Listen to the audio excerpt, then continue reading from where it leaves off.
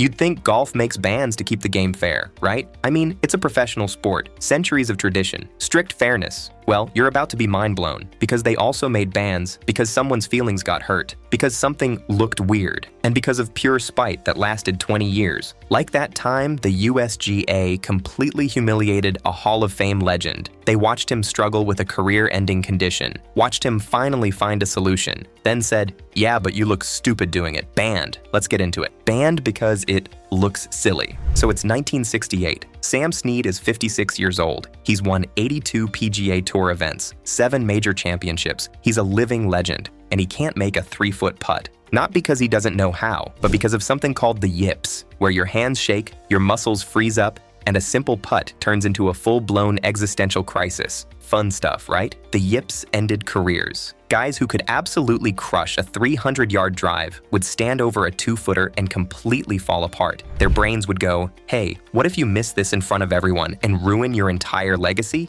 And then they would. So Sam Snead, at 56, with 0 patience left, looked at traditional putting and said, you know what? Screw this. He started putting croquet style. He'd stand facing the hole with his feet on either side of the ball and swing the putter between his legs like he was playing backyard croquet at a family reunion. And it worked. The yips disappeared. Sam could putt again. His career was saved, right? Not so fast, because the USGA disagreed. And for anyone who doesn't know, that's the organization that writes golf's rules in America. They watched Sam Snead fix his putting with a technique that violated exactly 0 existing rules. And they had what can only be described as a complete meltdown. They decided this was a crisis, an emergency. Something had to be done immediately. So in 1968, they banned it, effective immediately. And here's their official reason. I'm not making this up. It just didn't look like golf. The game was becoming bizarre. Read that again. They banned an entire putting technique, one that was helping players save their careers, because it didn't look right, not because of some crazy mechanical advantage,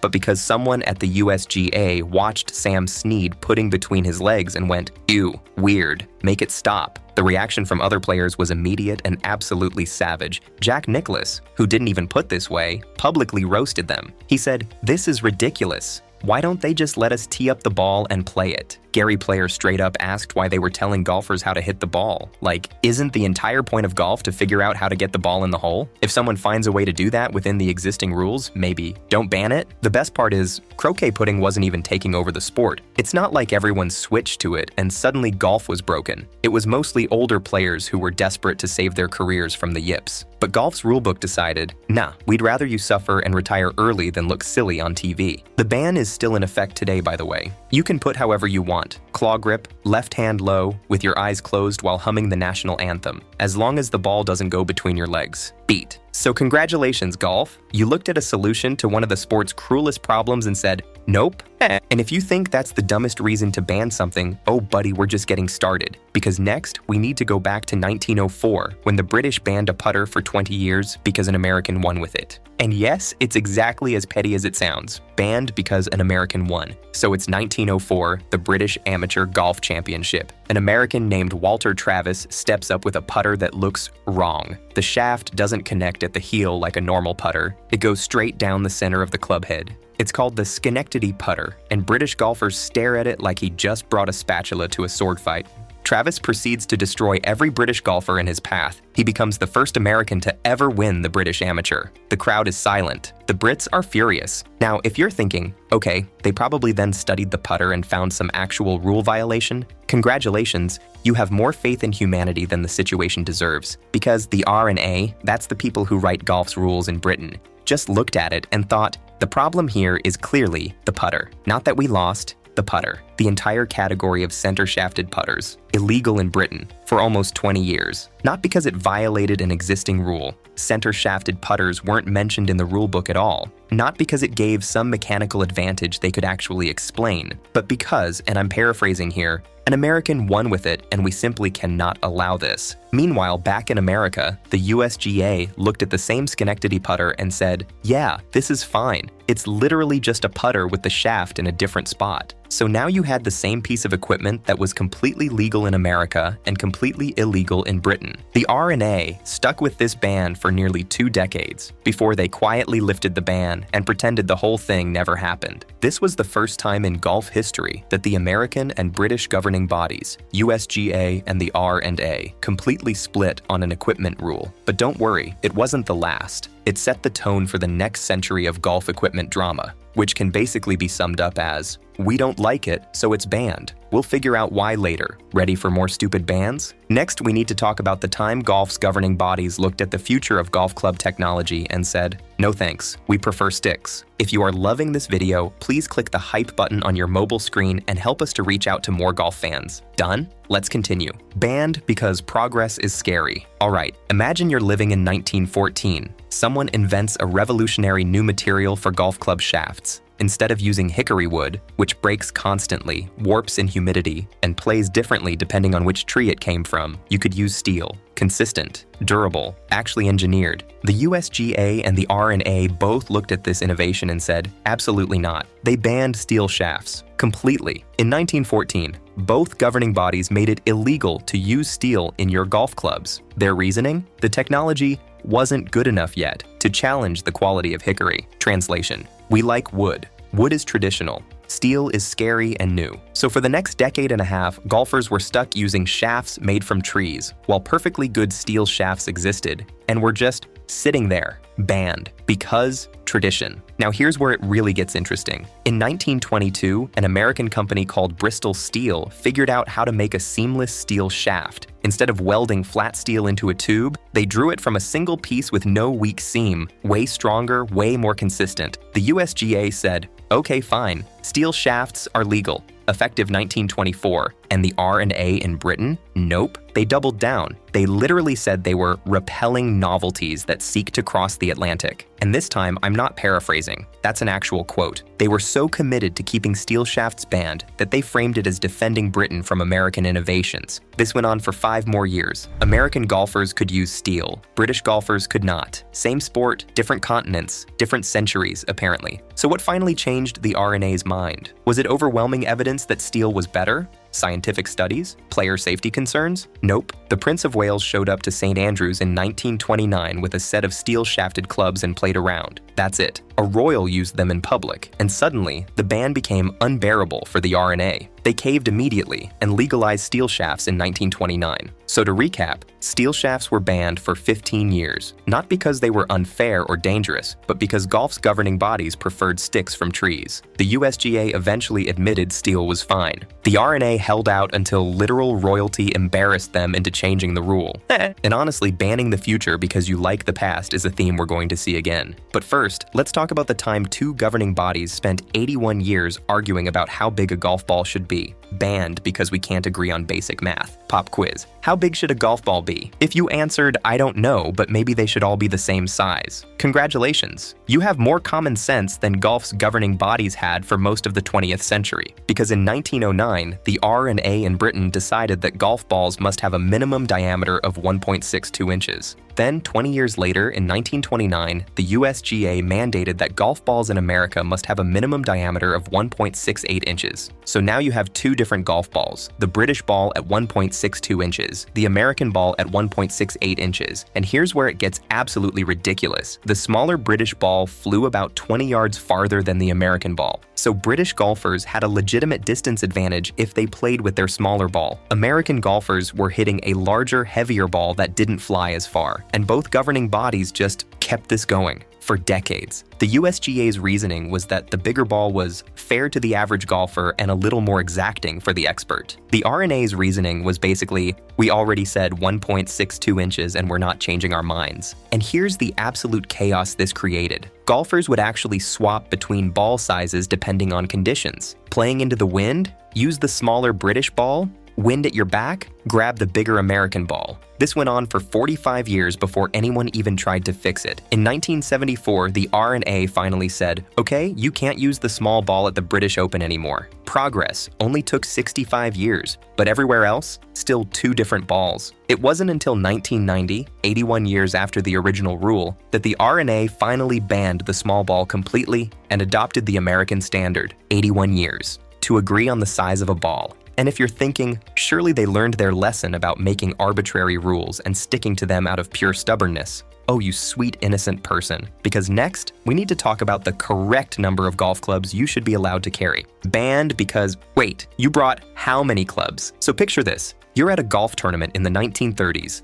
A player steps up to take his shot. Time to grab a club. He reaches into his bag, pauses, pulls one out, squints at it. Nope, not this one. Puts it back, grabs another. Wrong again, back in the bag. And you're standing there watching this thinking, how many clubs could possibly be in there? The answer? Well, that's the problem. There wasn't one. Because in the early 1900s, there was no limit on how many clubs you could carry. The rulebook just forgot to mention it. So golfers did what any reasonable person would do when given unlimited options. They went absolutely insane. Guys were showing up with 25, 30, sometimes 40 plus clubs. They had a club for every possible situation you could imagine. A club for 147 yards, a different club for 148 yards, a club for when the grass is slightly damp, a club for Tuesdays. You know what that means? That golf caddies at the time must have been the most abused people in golf history. The poor souls had to carry 80, 90, sometimes over 100 pounds of clubs. This was before golf carts, remember? These guys were walking 18 holes carrying what was essentially a small armory.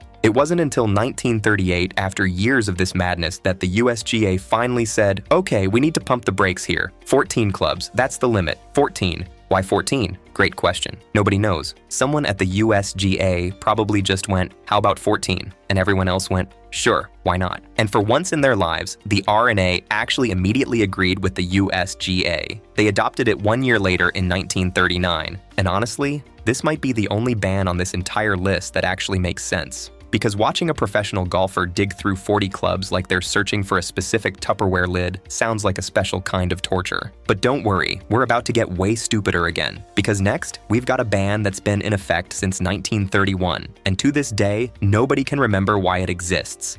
Banned because nobody remembers why. Okay, this one's going to be quick because there's genuinely not much to say, and that's exactly what makes it so stupid. Okay, quick background for anyone who doesn't know.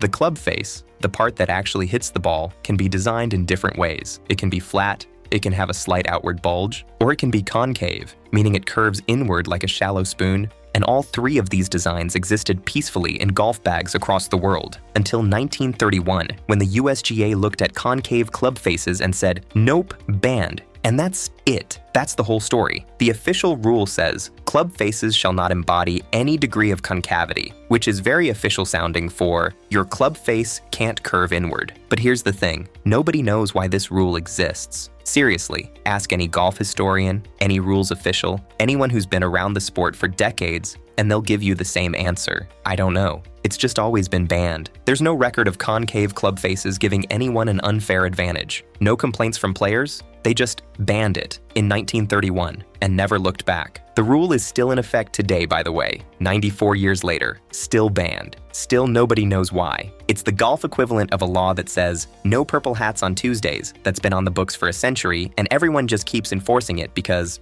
well, it's the rule. But now let's get back to some actual drama, because the USGA just showed they can ban things for absolutely no reason and get away with it. But that doesn't always fly. Next up, the time a major equipment manufacturer looked at a USGA ban and said, make me. Banned because Callaway said, make me. So here's what happened. It's the year 2000. Callaway Golf, one of the biggest names in golf equipment, has just engineered a driver that's absolutely insane. It's called the ERC2, and it has what's known as a trampoline effect. Here's what that means. When you hit a golf ball with a normal driver, the club face compresses slightly on impact and then springs back. That's normal, but the ERC2's face was so thin and so precisely engineered that it compressed way more than a regular driver. It was like hitting the ball off a diving board. More compression meant more energy transfer, which meant the ball flew much farther. The USGA has a measurement for this called the coefficient of restitution, or COR. Basically, it measures how much spring your club face has. The USGA set the legal limit at 0.830 COR. Anything higher than that was illegal. The ERC2, it was way over that limit. Like, not even close. So the USGA tested it and naturally said it's non-conforming and can't be used in any competition under USGA rules. And Callaway's response was essentially, cool stuff, we're selling it anyway. They literally held a press conference and announced they were releasing two drivers. One was the Hawkeye VFT, totally legal. conforms to all USGA rules, no problems. And the other was the ERC2, completely illegal in the United States, banned from all USGA competitions, and they were going to sell it anyway for recreational play. The USGA was furious. This was completely unprecedented. A major manufacturer was openly, publicly selling equipment that violated their rules and marketing it as the hottest driver we've ever made. Callaway knew exactly what they were doing. They marketed the ERC2 as the driver the USGA didn't want you to have. They positioned it as a rebellion against overly strict rules that were holding back technology and punishing recreational golfers. And people loved it. Sales went through the roof. The USGA tried to pressure Callaway to stop selling it. Callaway refused. This standoff lasted for years. And here's the beautiful part. The USGA couldn't actually force them to stop because the driver was legal for casual, non-competitive play. Callaway wasn't breaking any laws. They were just ignoring the USGA's authority, and there was nothing the USGA could do about it. And to add salt to the wound, the R&A in Europe approved of the ERC2 driver. It was totally legal there. So professional golfers could use it at the British Open, but not at the Masters or US Open. But eventually, in 2004, the R&A caved and adopted the same COR limits as the USGA, so the ERC2 became illegal everywhere in professional competition. But by that point, Callaway had already made their point and made a fortune doing it. Today, the ERC2 is still banned in tournament play, but you can still buy it for recreational golf. It's basically the golf equipment equivalent of a kid standing just off school property, sticking their tongue out at the teacher going, "Can't get me now, neener neener." But Callaway's little rebellion, that's nothing compared to what's next. Because we've saved the most dramatic, most controversial, most absolutely chef's kiss stupid ban for last. The time Phil Mickelson dug up a 20-year-old loophole, used it in an actual PGA tournament, and caused such a meltdown that other pros were calling him a cheater on camera. If you are loving this video, subscribe to our channel and help us reach 5,000 subs by month's end. Banned because Phil found a loophole. Alright, so first we need a bit of context. Let's start in the 1980s. A company called Ping made golf clubs with square grooves. Basically, U-shaped grooves instead of the traditional V-shape. These grooves grabbed the ball better and created more spin. In 1985, Ping tweaked the design slightly. The USGA said, "Wait, now these don't meet our rules." Ping said, "Yes, they do. You're measuring wrong." So Ping sued them. They settled the lawsuit in 1990, and the settlement said this: Ping had to change the design going forward, but any Ping I2 clubs made before April 1st, 1990 are still considered legal. Grandfathered in, done deal. Okay, fast forward 20 years to 2010. The USGA creates a brand new groove rule. Grooves have to be spaced further apart, edges can't be as sharp. Basically, the requirements are specifically designed to get rid of those aggressive square grooves, to reduce spin from rough lies and make golf harder for pros. Every manufacturer makes new conforming clubs. Every pro switches to the new wedges. The rule goes into effect. Problem solved. Until Phil Mickelson shows up to a tournament with a Ping I2 wedge from 1990. The old square grooves, the ones the new rule was specifically designed to get rid of, but technically legal because of that 1990 settlement. Other pros are furious. Scott McCarron calls him out publicly. But Phil's right, it's completely legal. The settlement said so. Then other players catch on. John Daly shows up with Ping wedges from 1986. More pros start digging through their garages for old Ping clubs. The PGA Tour panics. They just implemented this huge rule change to reduce spin, and now players are bypassing the entire thing with 20-year-old clubs. So in March 2010, the tour goes to Ping and basically begs them to close the loophole. Ping agrees and waives the legal protection for these old clubs in professional tournaments. Phil takes the wedge out, and the crisis is over. But what's ironic is that the USGA spent years developing this groove rule. They tested it extensively, they rolled it out across professional golf, and they completely forgot that they'd signed a legal agreement 20 years earlier that grandfathered in the exact clubs they were trying to ban. Phil Mickelson just reminded them of their own paperwork, and that's the perfect way to end this list, because it shows you everything about golf's equipment bans. They're complicated, they contradict each other, some make no sense, and some can be beaten by a guy with good memory and a 20-year-old wedge. If you enjoyed this video, check out more videos on our channel. We've got plenty more fun stories just like this one.